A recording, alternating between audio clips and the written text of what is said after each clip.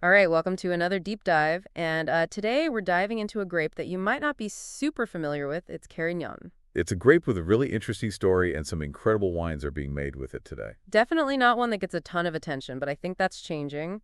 For this deep dive, we've got our usual stack of books and articles, and oh, yeah, some tasting notes too, getting ready for a big Carignan tasting, or maybe even a trip. Could be. Or maybe just saw a bottle on a shelf and thought, what's this all about? That's how it always starts, right?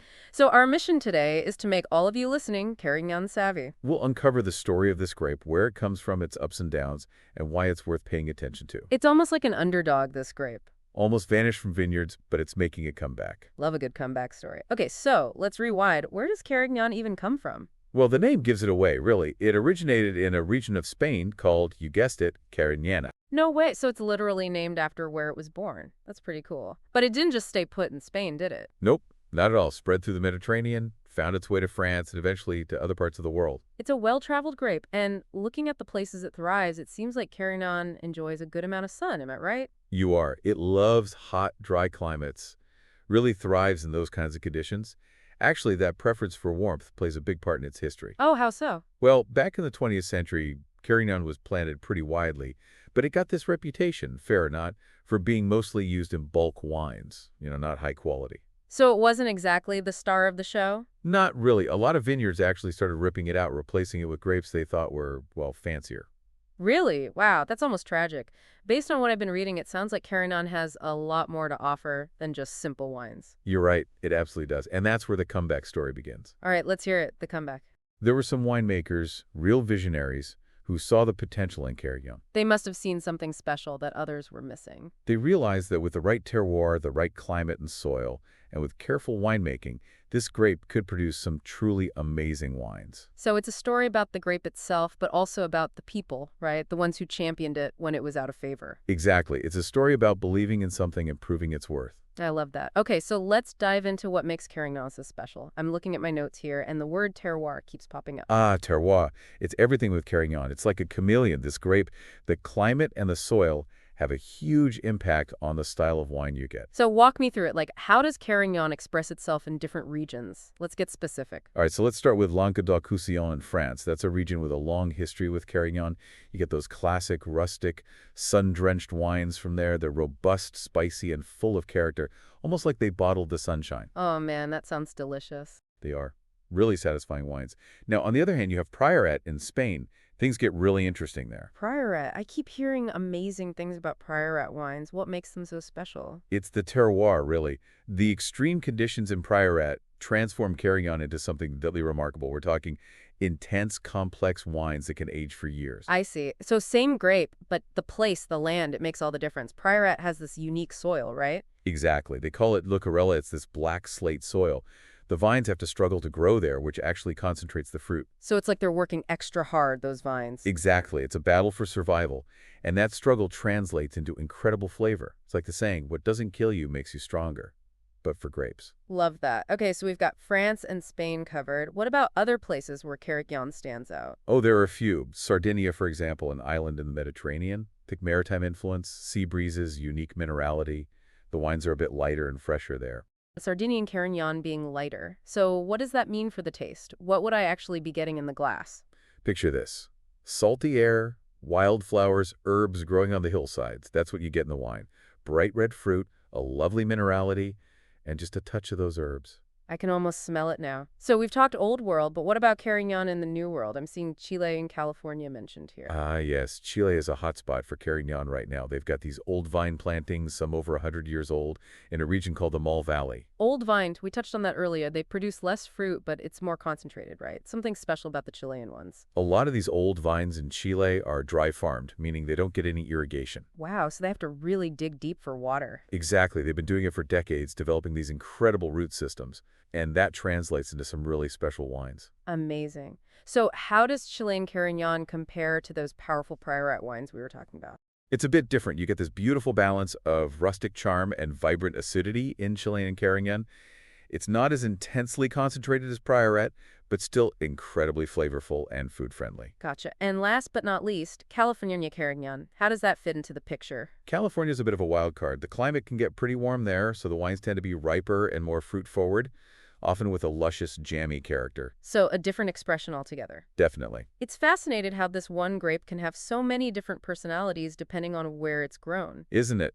But it's not just about geography, right? The grape itself must have some unique qualities that allow it to be so adaptable. You're absolutely right. Carignan has some inherent characteristics that make it a really interesting grape to work with. One key thing is that it buds and ripens late in the season. Late bloomer. How does that help it out? Well, it means it can avoid those spring frosts that can be a problem in some areas. And in hotter climates, those late ripening grapes have more time to develop complex flavors. Makes sense. So it's kind of a survivor, this grape, adapting to different conditions, but we also mentioned that it's a vigorous grower, right? We did. How do winemakers manage that to make sure the quality is there? It's all about careful vineyard management. Pruning, canopy management, all those things help to control the yields and make sure the grapes get enough sunlight and air circulation. It's like striking a balance between letting the vine do its thing and guiding it to produce the best fruit possible. Precisely. It's a partnership between nature and the winemaker's skill. I like that. Okay, so we talked about the late ripening and the vigor, but there's one more thing I want to touch on, those thick skins. Ah, yes, Carignan's famous thick skins. We mentioned how they give the wine color and tannins, but let's break down those tannins a bit more. What should someone be aware of when they're tasting Carignan? Well, in young Carignan, the tannins can be pretty prominent. They give the wine structure and a dryness, some might even say astringency, on the palate. So you might get that peckering feeling. Exactly, like you bit into a slightly unripe plum. But those tannins are important. They actually help the wine age, acting as a kind of preservative. So even though they can be a bit assertive in a young wine, they're actually a good thing in the long run. Exactly. They're part of what gives Carignan its aging potential. Okay, so those tannins, they change as the wine ages, right? How so? Over time, they start to soften. They integrate with the other elements in the wine, like the fruit and acidity, and they create a smoother, more velvety texture. You might even start to get hints of leather, tobacco, or even chocolate as those tannins evolve. Chocolate. Now that's a flavor I can get behind. Sounds like aged Carignan can be a real treat. But let's not forget about those younger, fruitier Carignans. They have their own charm too, right? Absolutely. Young Carignan can be so vibrant and refreshing, bursting with juicy red fruit, floral notes, a touch of spice. They're great for warm weather and go with a wide range of foods. Okay, so we've got this amazing range of styles, from young and vibrant to aged and complex. It's really sounding like there's a Carignan for everyone. I think so. It's a grape that rewards exploration. And poking of exploration, we've been so focused on the wine itself, we haven't even talked about food pairings yet. And I have a feeling Carignan has a lot to offer in that department. I'm ready to dig into those pairings. But before we do, I want to circle back to some of those amazing Carignan regions we were talking about. Can we dive a little deeper into what makes each one so special? Absolutely. Let's start with Priorat. I think it's safe to say that Priorat has really put Carignan on the map for a lot of wine lovers. It's definitely got a reputation for producing some serious wines. For good reason. This steep vineyards, that black slate soil, it all comes together to create something truly unique. We talked about those old vines struggling in that licorella, resulting in more concentrated fruit. But what does that concentration actually mean for how the wine tastes? Well, imagine this. You're taking a sip, and you get hit with waves of flavor, like ripe blackberries, plums, maybe some licorice, earthy notes. I'm listening. And then you get this distinct minerality that almost tastes like the licorella itself. It's pretty wild. It's more than just fruit. There's this whole other dimension of flavor coming from the soil. Exactly. And because of those powerful tannins, Priorat Carignan can age for a really long time. It just keeps getting better and better. All right, Priorat is officially at the top of my wine travel bucket list. Now, what about Languedoc-Roussillon? We mentioned it being more of a classic Carignan region, but what does classic mean in this context? Languedoc-Roussillon has been growing Carignan for centuries. It's part of the region's DNA. And the wines have traditionally been made in a more rustic style, often using a technique called carbonic maceration. Carbonic maceration. Okay, I've heard that term before, but I need a refresher. What's that all about? It's a way of fermenting the grapes where they're kept whole in a carbon dioxide-rich environment before they're crushed. So it's like a different way of kicking off the fermentation process. Exactly, and it gives the wines a unique character. They tend to be a bit lighter in tannins and have this really fruity, almost bubblegum-like aroma. Bubblegum, that's not what I expected to hear when talking about Carignan. It's a specific kind of aroma, but it's definitely there. It's a style that was really popular back in the 70s and 80s, and it's actually starting to make a comeback. Interesting. So even within a region like Languedoc-Roussillon, there's a whole range of styles, right? Oh, definitely. Some winemakers are sticking to those traditional methods, while others are trying new things, experimenting with oak aging and blending Carignan with other grapes. It's an exciting time to be exploring Languedoc-Roussillon wines. It sounds like there's something for everyone there. Okay, we've talked about France and Spain. What about Sardinia? Why should we be paying attention to Sardinian Carignan? Sardinia is an island in the Mediterranean, so the wines have this amazing sense of place. You get the influence of the sea, the wind, the unique microclimate of the island. So what does that translate to in the glass? Imagine this, you're sitting on a cliff overlooking the Mediterranean.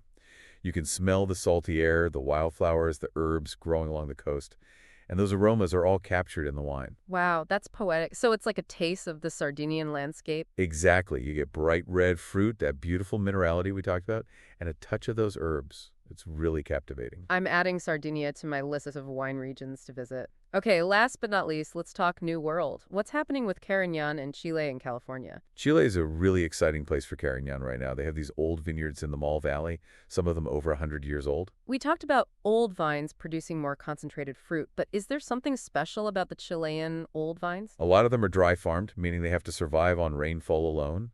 No irrigation, so their roots go incredibly deep into the soil. Wow, they're tough. And those deep roots give the wines this amazing depth and complexity. They're pulling up minerals and nutrients from deep within the earth. It's pretty incredible. Okay, so Chile is all about that old world charm, but what about California's bold, fruit-forward style? What's driving that? Well, California has this warm, sunny climate that's perfect for ripening grapes, so you get those big, juicy flavors. So it's all about sunshine and warmth. And California winemakers also tend to use modern techniques that enhance those fruit-forward characteristics. So it's a combination of nature and winemaking style. It's amazing how this one grape can be shaped in so many different ways. It's like it has a different personality in every region. Exactly. That's what makes it so fascinating to explore. Okay, so we've talked about how Carignan expresses itself in different parts of the world, but let's zoom in on the grape itself. What are some of its inherent qualities that make it so versatile? Well, one of the key things is that it buds and ripens later than a lot of other grapes. That means it can avoid those late spring frosts that can wipe out a whole crop. So it's got a bit of an advantage in areas where frost is a concern. And in hot climates, that late ripening allows the grapes to develop more flavor and complexity. They have more time to soak up the sunshine and develop those sugars. So it's a survivor, but we also mentioned that it can be a vigorous grower, right? How do winemakers manage that to make sure the quality is there? Vigor can be a good thing, but you have to keep it in check. It's all about vineyard management, pruning the vines, managing the canopy.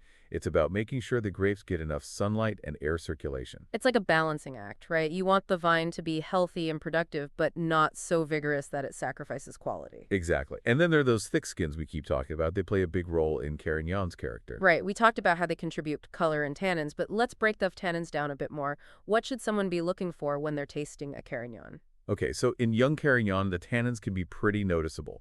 They'll give the wine a firm structure and a dryness. Some might even say astringency on the palate. So you might get that puckering feeling again.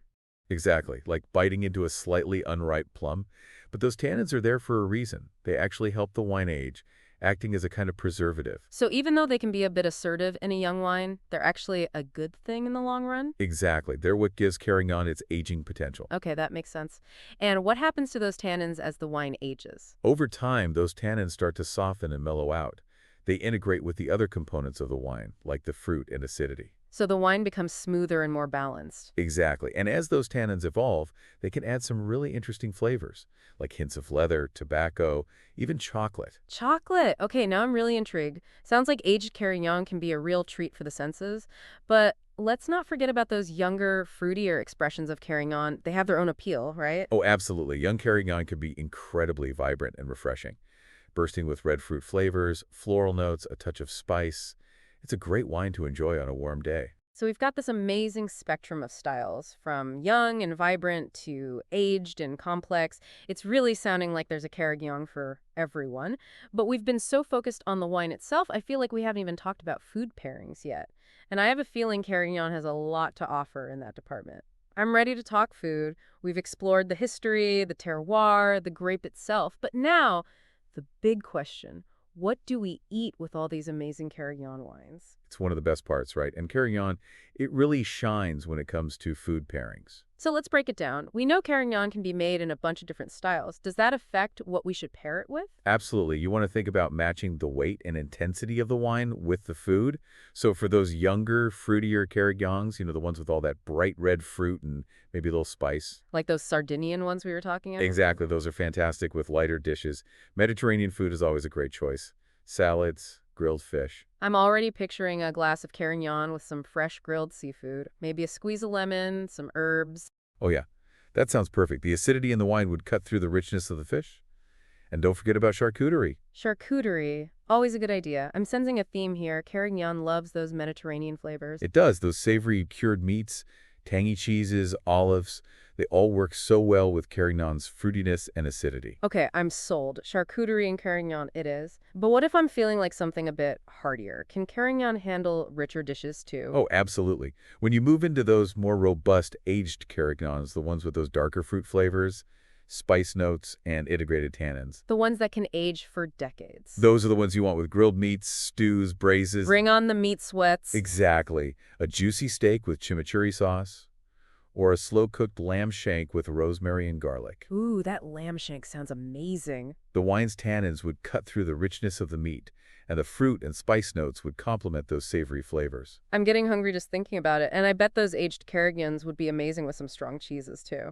You bet.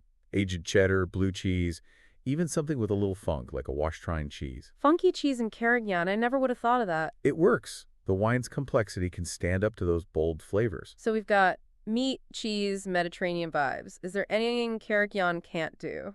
Don't underestimate its versatility. It can even handle some Asian cuisines. Really? Yeah, its acidity and fruitiness can work well with dishes that have a bit of spice.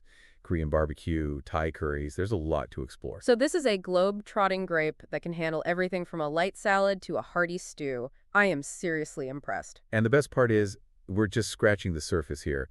There are so many possibilities when it comes to pairing Carignan with food. It sounds like it's all about experimentation, finding those combinations that really make your taste buds happy. Exactly. Don't be afraid to try new things. You might be surprised at what you discover. I'm ready to get adventurous.